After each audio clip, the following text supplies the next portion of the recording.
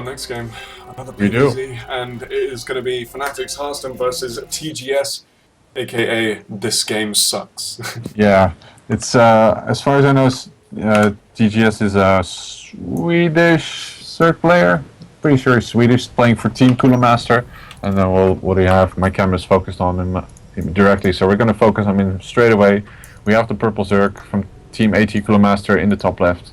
He's This Game Suck, not Sucks, because that would be offensive to players who think StarCraft is really good. And his pink, well, this is going to be confusing. His pink Protoss opponent in the bottom left from Team Fnatic. Personal guy I know, nice guy, Fnatic.Harstem. And I hate this as a caster. When they pick pink and purple, blue and turquoise, it just really irritates me because it's so hard. You look at the minimap and you just glance and you miss stuff. So at least it's not a mirror matchup, you know. Oh god, especially ZVZ with the Banelings. Yeah, I think we saw MLGs where that sort of stuff happened, and eventually they just banned the whole thing because they got so tired of Stefano picking pink, yeah. And I mean, well, you can't trust everything MLG does because they got those Korean replays and casted an entire game of innovation as like Flash or something like that. They got the wrong player. Oh. Oh no, it was a PvP and they confused Crank with, God, who was it? Someone else. But basically they got it completely mixed up, so their bracket was the opposite. Silly MLG, but... Yeah, well, let's just say that at least their offline events are pretty damn amazing. Yeah, they are pretty cool. We are not seeing the same greedy Zerg that we saw last game, so TGS is going to go for that pool before expand, and Harstem with the pile on the low ground going to go for that forge fast expand. Yeah, it looks like he's going to be going into a Nexus first, feeling quite safe on the Star Station, which is of course a very large map. You know, I'm curious to see which player we're going to see qualify, because you know, Harstem, I know he's going to have a busy schedule, same as I, because in the coming 3 weeks, like the first week of June, we're going to have DSCL finals. Then there's a Dutch National StarCraft, Gaming Championship happening as well. And then the weekend after, it's DreamHack Summer.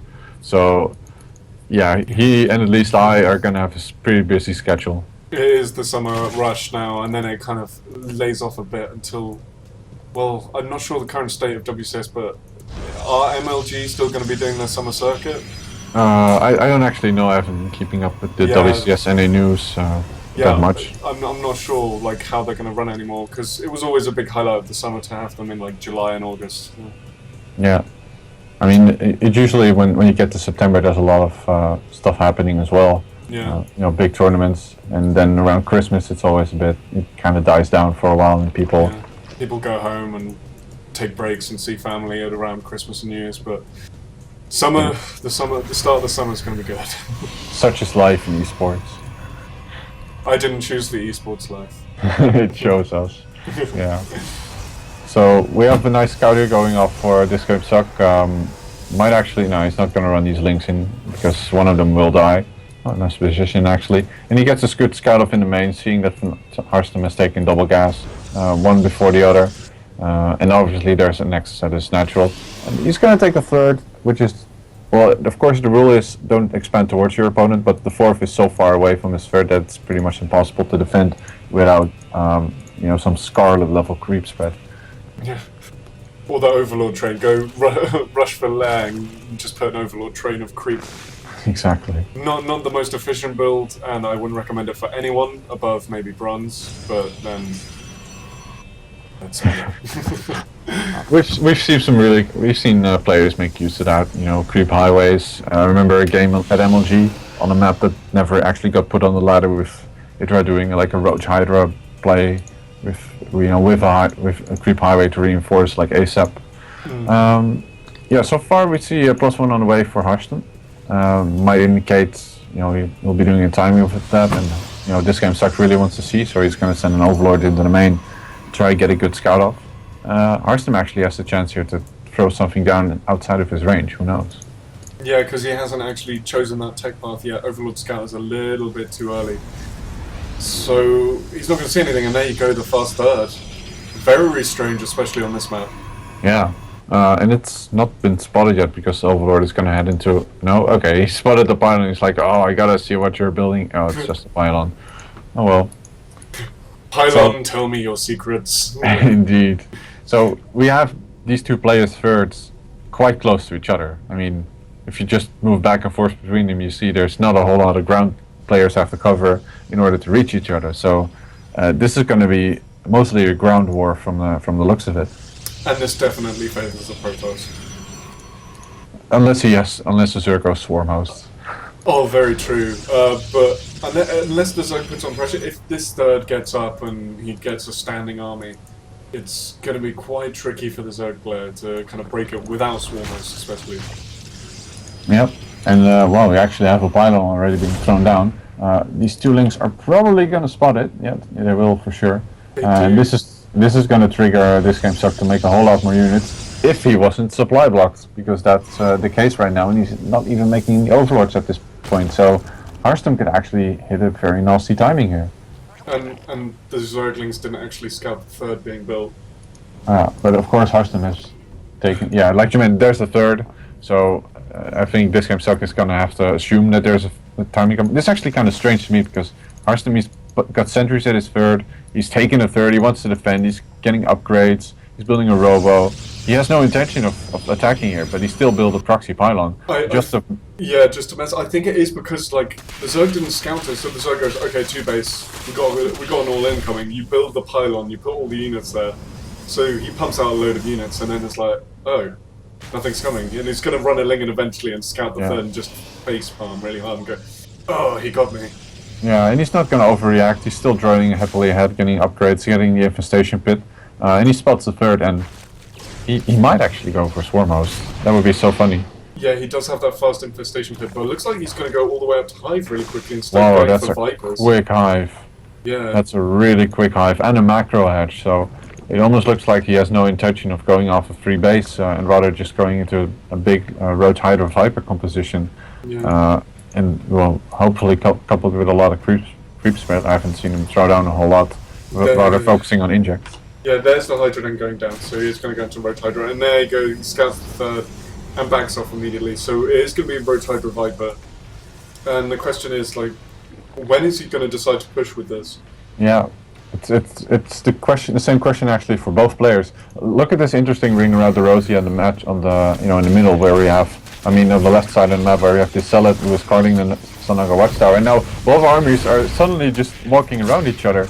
Okay, Zerg now decides to pull back, and Harstem also pulls out in time, so very interesting positional play here by both players, not wanting to overcommit. I did find that quite funny with the Zerg army was going around, and then Harstem's like, hold on, why don't I just attack your third then? And the Zerg's like, oh crap, I've got to go back there now. Yeah, and we have more aggression from Harstem coming up, because he just loaded up a War Prison with a bunch of Zealots.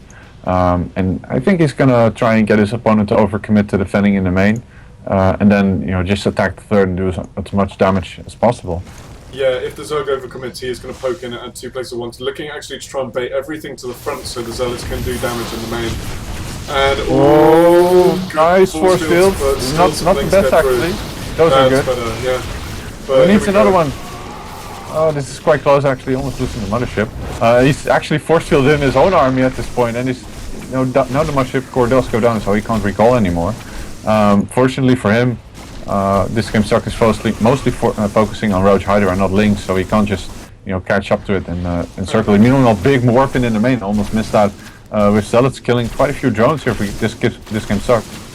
It does, and there was that really nice position between the spawning pool and the hive. You got loads of drones there, really late reaction time from TGS, but he did go in and clean it up. A lot of drones were lost there.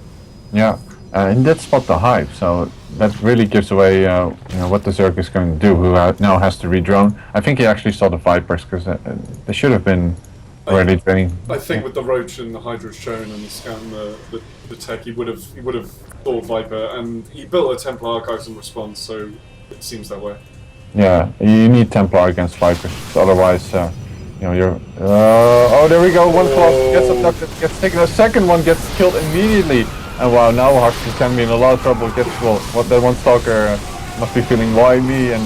Whoa, there we go. Well, such great abducts here by DSCL, and looking at the supply count, Harstem he's in a lot of trouble. He really is. Those force fields were the only thing kind of keeping him alive there, and with all the Colossus and the Immortals gone, I mean, the Hydras are going to do so much damage, and the Roaches just going to stop these Stalkers from kiting. Oh my god, and this third base is going to fall so fast. Harstem really has to fight here. Fortunately for him, there's no more Vipers to be found, and a Manor Hatch actually goes down at the third in the first game already by DSCL. Really quite a bit of a almost BM move here to pull in. Well, Harstem trying his best to survive, but it is a little bit. It is a little bit, but I think it's also a psychological thing to kind of throw them off, going, yeah, this game's over, get out, and try and demoralise them as well. But pushing in, and he's going to kill the fourth base as well. And Harstem's got a turtle, but he just can't afford to do that because Swarm hosts are on the way, and they're just going to be able to roll over this, especially in low Colossus count. Yeah, beautiful timing here by DSCL, by the way, who managed to, have the exact whoa that abduct, such long range. I didn't even know it went that far, but yeah, he had blinding cloud, forcing the Protoss to go back even further, losing his forge. Finally, Templar's coming to play, feed back the Vipers just in time, but it's already too late. GG by Harstem, and DSCL actually takes game 1. It does, and that was really, really good play.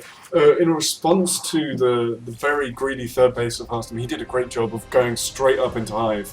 Yeah, I was kind of expecting Swarm House, but he did hit that timing very nicely.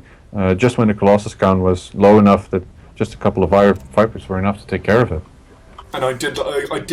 You expected the Swarm House, but you saw as soon as he got that Colossus count down, he was like, right, I'm going to start building Swarm House now. Start building a couple, didn't want to overcommit, and then once he realised that he could push in and completely kill him, he switched back into Roaches and just went for pure brute force.